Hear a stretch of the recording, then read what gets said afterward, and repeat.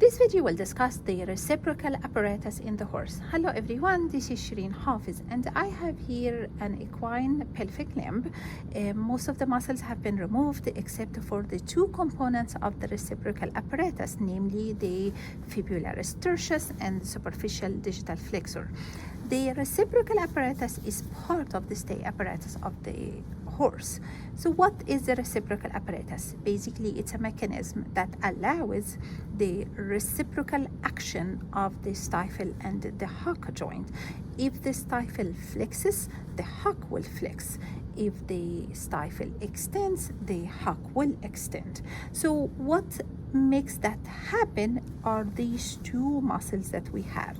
Let's start with the first one in here. This is your fibularis tertius or peroneus tertius. This muscle attaches to the this muscle attaches to the extensor fossa of the femur proximally, and then it attaches down on the proximal portion of the metatarsal bone. And if those the other muscles were here, you would have noticed that the fibularis tertius kind of splits and passes the tibialis cranialis in between. The fibularis tertius is the cranial component of the reciprocal apparatus. The other component is your superficial digital flexor.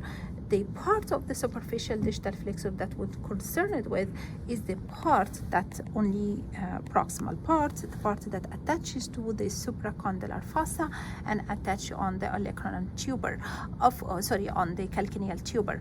Of course, the superficial digital flexor also continue down and attaches to the digit, but this is the part that's responsible for or act in the reciprocal apparatus.